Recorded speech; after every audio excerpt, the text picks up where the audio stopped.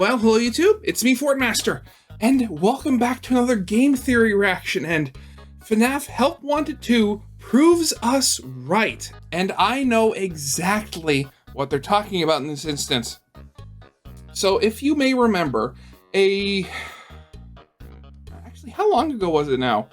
It was obviously like one of the previous game theories about FNAF that they did, but they suggested that Cassie's dad, the girl you play as in FNAF Ruin, he was Bonnie Bro, one of the kids that ended up accidentally killing Crying Child by forcing him into the mouth of Fredbear. And in Help Wanted 2, there's a lot of like hints and stuff that you're playing as somebody who worked at the Pizzaplex or works for Fazbear or has memories of stuff happening in the past. But in the end of the game, spoilers, you find a chest that when you open it, an old style Bonnie mask is in it and when you collect it, the text "This seems familiar" appears above it. So I think we can quite solidly call this a win for Team Theorist on here.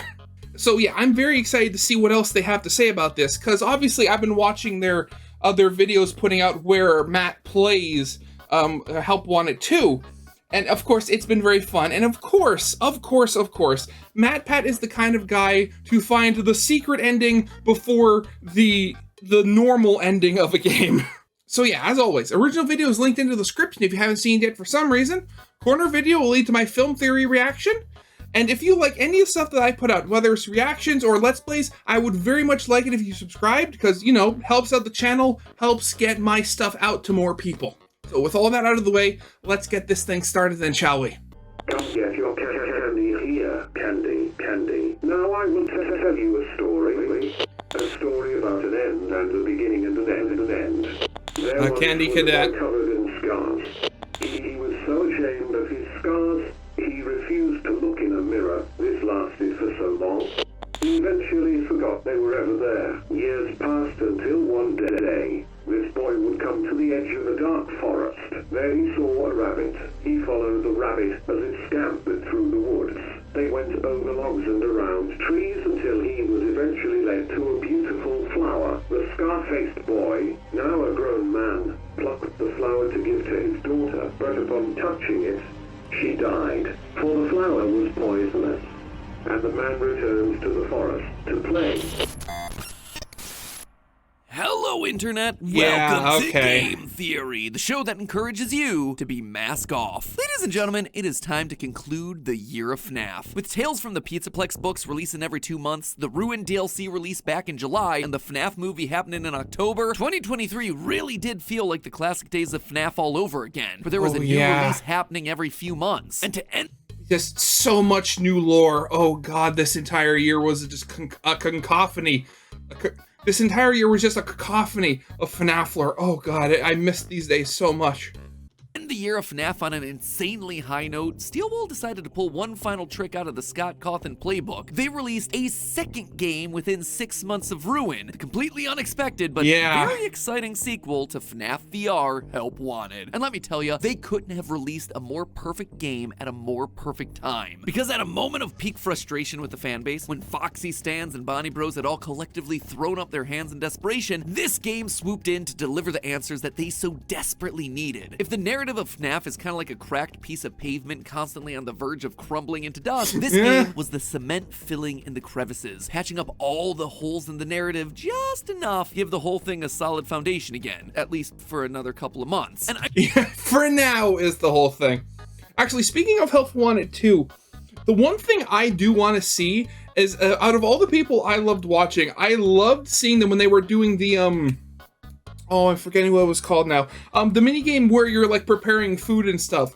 The second level, you have Glamrock Chica going around, and she's, like, speaking in the background, and whenever you finish a course, she'll run up, smack this, the service bot out of the way, and then eat the stuff, and if you do it right, she leaves. But every once in a while, when you're playing that, if you turn around, you can see a Glamrock Chica kind of like creeping over the edge of like one of the soda machines to your side, and as soon as you look at her, she kind of like pulls away. So and the first time that always happened, everyone I watched was so shocked at that. I don't like the sound. Ah! Dots. They have to be beans. They have to be beans. Oh my God! Ah! Doesn't look healthy. Shredded cheese. Oh my God!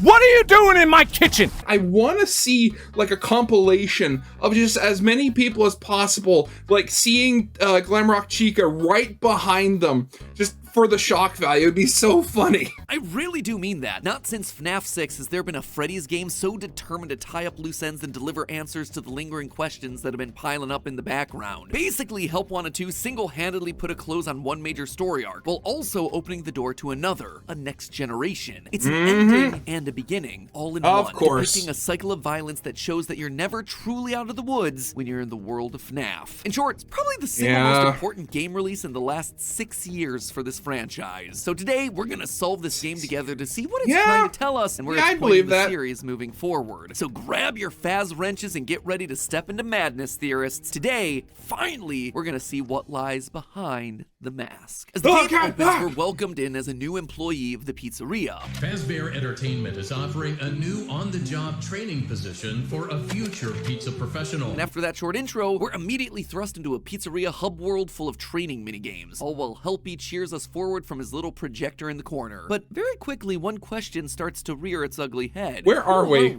Who are we playing as? Throughout the various mini-missions that we're presented with, one line that we hear repeated over and over again is, what makes you so special? 3 separate characters all bring it up. Moon, Baby, even Mystic Hippo. What makes you so special? What makes you so special?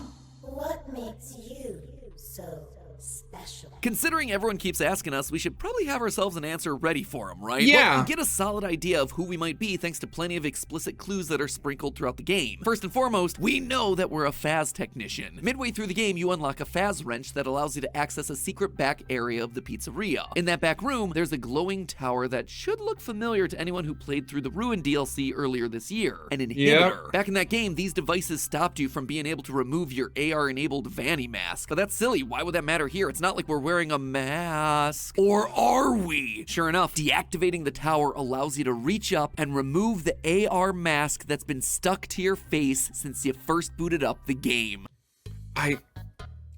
From what I saw, that reveal was absolutely awesome. It was so cool. Suddenly, you see that this entire time you've been inside of a derelict pizzeria, worn down, decayed. And this isn't just any ruined pizzeria, it's the FNAF 6 location, complete with a recharge station and a Freddy Spaghetti hole front and center. Not only is this just a fantastic mid-game twist that completely recontextualizes everything that you thought you knew about this game world, but it also helps confirm who we are and why we're down here. You see, us having a Vanny mask, it's weird, right? Like, who are we? Why would we have something like this in our possession? Well, it has to do with our job. In Ruin, Helpy tells us that these AR masks were worn to help technicians navigate through the destroyed Pizzaplex. Now, when I first saw that in the game, I was convinced that it was a trick just to get us to wear the mask and teach us the mechanics of this new game. But here we are in Help Wanted 2 in a destroyed Pizzaplex wearing a Vanny mask. And right there on the wall is a poster telling staff members to make sure they remove the mask at the end of the day. It proves that what very Helpy important. was saying, at least in this moment, wasn't a trick. The mask is in fact a real tool that's used by Fazbear technicians, for as strange of a concept as that is. So, we're a technician for the restaurant. Much so, sure, yeah. But that's not the only thing we know. Our next clue comes in the form of the Faz wrench. Midway through the game, you unlock this tool which allows you access to the back area of the pizzeria. Upon unlocking it, the Mystic Hippo Carney booth says that the key is familiar to us. Look at Mr. Gumball. It's familiar to you. So we know that we're someone who's used this tool in the past. Immediately, that should bring to mind one person, Cassie's dad. Earlier this year in the Security Breach Ruin DLC, we were introduced to a young girl named Cassie, who goes on a mission to rescue her friend Gregory from the destroyed remains of the derelict Pizzaplex. Along the way, she too obtains a Faz wrench and says this. A Faz wrench? It's just like my dad's. It's a pretty explicit connection there, and that's not all. In the Fazzer Blast arcade games and Help Wanted 2, we repeatedly hear the Carney say this. Now, you look like you got hit. Win a prize for the little one. So we're a Faz Tech who also happens to be a parent. Cassie's dad is literally the only character we know who truly fits the bill. But Yeah. so what? What's the big deal if we're playing as Cassie's dad? It's not all that interesting. And you heard what Moon said. What makes you so special? We're special in some way. And let me just make this perfectly clear. All dads are special, okay? They have very important roles in their kids' lives. That's something that makes him very special, at least in Yes. my book. But obviously we're talking about FNAF. The joys of parental responsibility, not what these characters are referring to. In a theory that I posted a couple months ago, I proposed that Cassie's dad wasn't just any technician. Instead, he was none other than the Bonnie bro from FNAF 4. You know, the kid that wears the Bonnie mask who helps Michael torture his crying brother to death. We know from Ruin's item descriptions that Cassie's dad's favorite character was Bonnie. In that game, we were also able to collect both an old school Foxy and Bonnie mask, which was an odd detail when you consider that there were no other OG animatronic masks present like Freddy or Chica, that seemed to be referencing the masks that both Michael Afton and Bonnie Bro were wearing on that fateful day in 1983. Those details, coupled with a few other things, led us to the whole Bonnie Bro conclusion, but now that the full game's out, it certainly seems definitive that our theory was right. You see, towards the end of... Again, yeah, just gotta take a minute there and just congratulate the game theory just for the win, because very rarely in any of their theories do you ever get like a concrete confirmation that something they've said is right. And so again, it's always just been a theory. Help Wanted 2 were given the chance to light fires next to the gravestones of some very familiar missing children. Light them in a specific order, and you unlock a secret chest. A chest that contains none other than that old Bonnie mask. When you collect it, we see the text, "This looks familiar." It also unlocks an achievement called Lost Luggage. This right here, this was our mask. It was one that we thought was lost to time. One worn during that horrific accident of 1983. Speaking of that date, in order to find the game's secret ending, we have to unlock 6 creepy voodoo doll plushies, each one hidden behind very explicit in-game actions. In one, you go to Sister Location's private room and type in a very specific date. I bet you can guess what it is. 1983. And that year just keeps coming up. Multiple minigames take place during Fall Fest, which, in the previous VR Games DLC, was specifically called out as being in 1983. That is why we're considered special, because we were part of that fateful day. Because by killing the crying child, we sent William on a murderous rampage. It's a memory that we, as Bonnie Bro, have tried to repress. And that's not just me speculating. We know that Bonnie Bro has been actively trying to avoid these memories based on Mystic Hippo asking us this. Do you remember? It's also why when we collect one of the first secret voodoo plushies, we get a trophy in-game whose description reads, "Retrieve a memory." Basically, by playing this game and getting these secret objects, we're forcing ourselves to confront memories that we've buried deep in our psyche. We're coming to terms with the trauma of our past. We're accepting it as something that happened that cannot be changed, only atoned for. Again, I just... I can't even begin to imagine the trauma of being an unwitting accessory to manslaughter. If you look at this from like their perspective, very much so, I would hesitate to believe that they knew that whatever was going on with those animatronics, that they had a bite force strong enough to break a child's head. So the fact that they're doing this, they're trying to get a laugh, trying to, rib and trying to, make fun of the one of their friend's little brothers. And then they just kill him. Oh, God, this happened in the 80s, so I don't think like stuff like therapy would have been very much widespread. It would very much be, man up sort of deal. Or then again, you'd have to see like what would the courts think, because again, I would hesitate to believe that they would get anything other than like manslaughter, and they're obviously still children, so what happened to them afterwards? I mean, evidently if Cassidy's dad was able to get a job, well, I mean, granted, we don't know how difficult it was for him to get the job, but hopefully that's like something that's locked away and not publicly known on his permanent record. Which then brings us to the game's endings. If you play through the game normally just by completing the various minigames Helpy tasks you with, you eventually unlock the 6 members of the Faz Force, the FNAF universe version of the Transformers, because let's face it, at this point, FNAF has literally parodied every IP known to mankind. Here's the thing. I don't think it's FNAF's version of the Transformers. I believe it's Fazbear Entertainment's version of the Transformers. I very much believe that in this universe, the Faz Force were like a copy of the Transformers once they got popular. So wait a second. When did the Transformers first come out? Like, when was the cartoon? Because that ad that you see is very much based off of the Transformers, like cartoon. 84. So yeah, it's like 83, 84. I very much believe that the Fast Force was there just to piggyback off of the actual popularity of Transformers.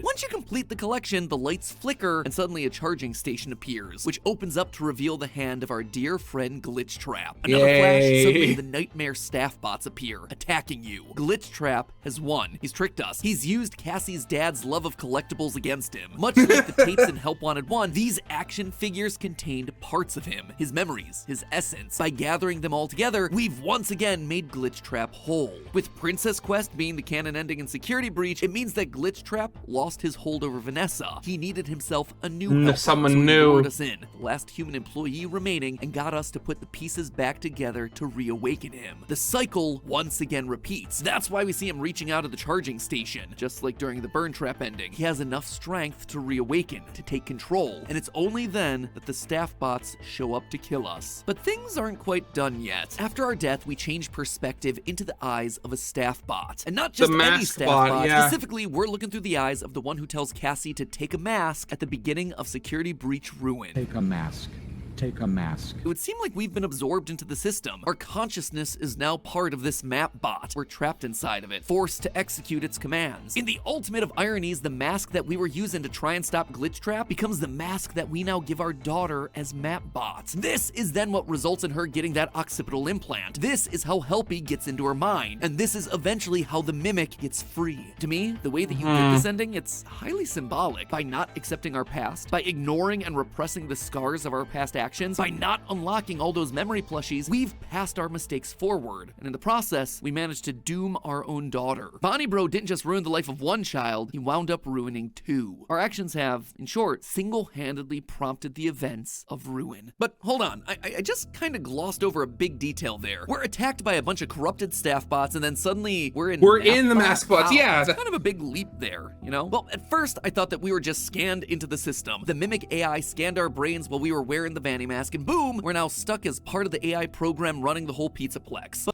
Or we could kind of be pulling back to older lore, and him dying may have caused remnants, and the remnants, basically he possessed one of the staff bots. But looking closer at the details, I think there's actually another explanation here. When you look at the map bot through the Vanny mask in Ruin, it looks different from all the other staff bots that you encounter in the game. It looks more organic. You can actually see what appears to be a brain stuffed inside of its head. Compare that to how every other staff bot looks under that same AR lens, and it's completely different. Why would that be though? Well, it would appear as though our brain, or at the very least our organic matter, was stuffed inside of these robotic suits. It's part of what's powering this particular bot. But again, I ask, why? This seems to be such a random detail. I can't believe they've pulled back one of the oldest pieces of lore. You got somebody stuffed inside the robot, and now it's possessing the robot. Until you remember what a computer brain would be learning from studying Afton's behavior. Afton stuffs his victims into animatronic suits. That's what he did during the missing children's incident. It's what we see Glitchtrap doing at the end of Help Wanted 1, and apparently it's what he did to Bonnie Bro. He stuffed him into Mapbot here. For a while, there's been a lot of confusion about the true nature of Glitchtrap. Is it a virus? Is it Afton in the Mimic AI? Was Burntrap the Mimic? It's largely been left unclear. But now I actually think this ending is trying to give us an answer. In the books, they make it explicitly clear that there are at least two mimics threatening the Pizzaplex. First, there's a physical mimic that's buried down in the basement that physically walks around and is able to kill people. Then there's the second version, a more general AI program that's eventually able to get installed to run the entirety of the Pizzaplex and is able to control and corrupt all the animatronics that work there. Is this confusing? Yeah. Is it frustrating? Most very definitely. much so. But I also now see what they were going for with this storyline. We have the Mimic AI program, which is most likely, well, not most likely, become Glitchtrap, as it's basically copied Afton, and we have the physical robot that if that may or may not be burnt. Wait, was it Burn Trap? Or I think it was Burn Trap was the name of the one in that one ending, right? Remember how an AI works? You train it by feeding it situational data, and the data that goes in directly influences how it's going to behave moving forward. There's even an example of this with the Endo Daycare minigame in Help Wanted 2. You're teaching an AI program how to behave. Good data going in gives you good behavior. Bad data going in gives you chaotic behavior. In the books, we see the basement AI being trained up with a simple code. Rip off all the arms and legs of things that look humanoid. And it does this over and over again. Until it gets to people. After epilogue to each and every one of our teenage protagonists. The data that the basement AI was trained up on was simple and it was non-specific, but like a good program, it did exactly Just what keep it was going. told. Ripped off all those limbs. Now compare that to the Pizzaplex AI. This was trained using a lot more data. It was told to copy the behavior of actual humans, and so it learned coded languages. It learned a wider series of gestures and behaviors. It learned how to play games and hang up clothing. It was far more sophisticated. So by having two different versions of the Mimic in the books, what we're really seeing are different ways that an AI can be trained up and how the behavior spins off of that. So how's that all apply to the games? Well, in Ruin, there's a key moment on the catwalks of Monty Gator Golf that show two entities working together, but also acting separately, as they're able to argue against each other. Helpy says, "I took care of the situation," to which the Mimic responds, they're cut from the same cloth. They both started as the Mimic program, but they're two evolved separate in different entities. ways. And based on all of that, I suspect that the Mimic Cassie runs from at the end of Ruin is a parallel for the book's basement AI, a simpler, older system that uses Gregory's voice to talk to us throughout Ruin. This one just exists and executes two simple goals: kill things and escape from the basement. But then there's the Pizzaplex AI. I suspect that this is the more sophisticated system. This is the one that's been trained up on Afton's data specifically. It's the one that embodies itself as Glitchtrap, and it's also the one that speaks to us in the form of Helpy. And we know this to be true because of what we see throughout Help Wanted 2. In this one game, the AI is drawing from pretty much every past animatronic, including characters like Scrap Baby and Lefty, which are odd pulls considering they're characters that were never put on display for the public. These were characters that only existed for the fake pizzeria made to entrap Afton in FNAF 6. So the fact that the system here knows about them means that they had to have come from Afton's mind. It's also why in the Helpy Hospital minigames, we see a kid's drawing of a burning pizza restaurant with Helpy running away. That's how Afton was able to escape and live on. His consciousness was contained within the Helpy AI, which was able to survive the FNAF 6 fire. And remind me again, who's the one that encourages us to play these minigames throughout Help Wanted 2? The minigames that lead to the collection of the Faz Force toys, which ultimately give us the bad ending? Oh yeah, it's Helpy. And not just any Helpy either. Helpy spelled with an I. That spelling detail actually matters. You see, the name of the physical animatronic Helpy, it's spelled H-E-L-P-Y. But in Ruin, that digital neural implant Helpy is spelled H-E-L-P-I. And wouldn't you know it, in the game files for Help Wanted 2, the Helpy on the projector screen is once again spelled with an I. This is Glitchtrap, the Mimic program trained up on Afton's data. You know, you gotta love it when part of the lore is hidden away to the point where you have to literally pull apart the game and to go into its base files to figure stuff out. I mean, granted, I don't know how many, games do that nowadays, because it is good. It is just an extra layer to help, bury things and obfuscate information.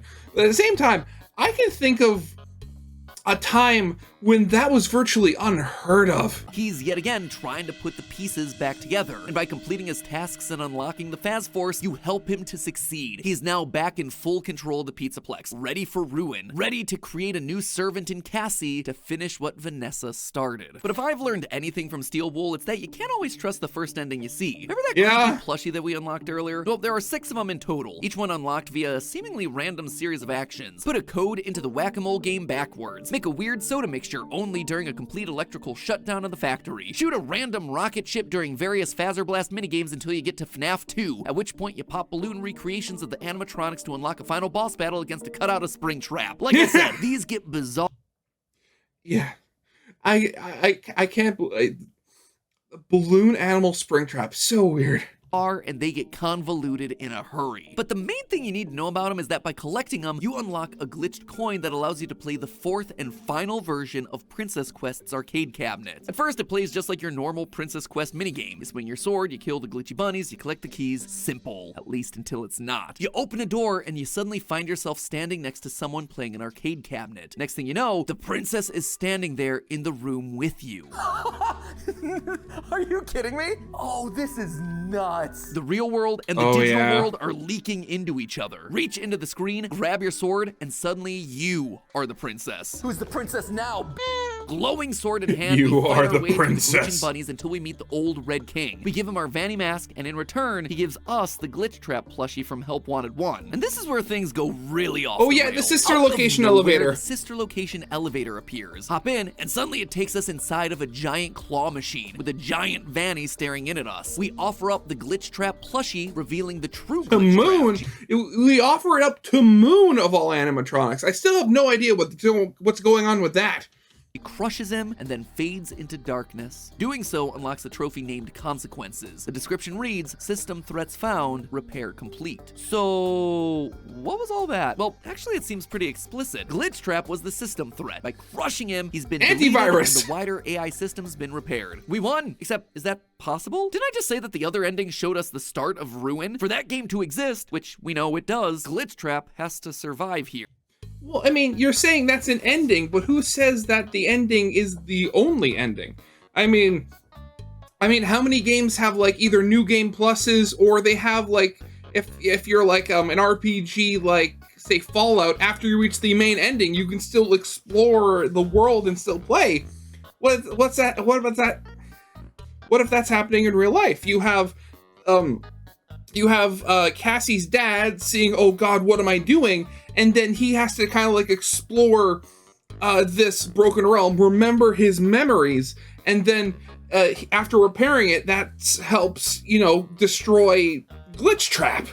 So is this secret ending not canon then? Just a cool reveal with no substance? No, actually, I don't believe so. For the first time ever in this franchise's history, I, Matt Pat, believe that both endings are canon. Let me explain. I do think that we're destroying Glitchtrap in the Vanny ending, but I'm not exactly sure it's a system-wide removal. Instead, I suspect that this ending is specifically about Vanessa herself. We've known since the original Help Wanted that Vanessa, Glitchtrap, and Princess Quest have all been inextricably connected. For those of you who don't remember, the Princess Quest minigame originated back in the 2D version of Help Wanted, where they needed a game to replace the original mechanic of piecing together the missing 16 tapes from Tape Girl. Here, we watch as Vanessa, the princess, falls victim to Glitchtrap. In Security Breach, you beat Princess Quest 3, which shows Glitchtrap being defeated and Vanessa walking out of the Pizzaplex freed, leaving the Vanny mask behind. So the fact that we're now playing Princess Quest again tells me that we're not fighting to remove Glitchtrap from the Pizzaplex system. Instead, we're yet again fighting specifically to free Vanessa. These games have always been about Vanessa and Glitchtrap. I wouldn't expect 4 to deviate from that pattern. Even my old buddy Candy Cadet's trying to tell us that this game is about finishing Vanessa's story. Throughout Help Wanted 2, you collect coins that can then be traded to Candy Cadet for pieces of a story. His second one tells about a young woman that's been lured in by a friendly voice, only for it to have been a witch that tries to eat her. Now let me tell you a story about a young woman who, when she was little, was led into a dark forest by a witch and almost eaten. She manages to escape, but she's permanently scarred in the process. When she's older, she returns and is met by a young boy who offers to help. When she had grown, she sought revenge on the witch and entered the forest again willingly. She was greeted at the mouth of the forest by a young boy who offered to help guide her through the darkness. She welcomed the help and followed the young boy over the river, through the jagged trees, and toward a small house. She followed the boy into the house. The oven door closed. The witch would finally have her meal. This right here, this is Vanessa's story, cut and dry. She was lured in by what she thought was a friendly voice, Tape Girl, telling her to gather the tapes to stop Glitchtrap, only for Glitchtrap to then take control. She does escape, but is permanently scarred by this. She has the Glitchtrap virus inside of her. It's not in full control, but it's definitely there, which is what we hear about in the emails from FNAF AR and the retro CDs from Security Breach. I compartmentalized him.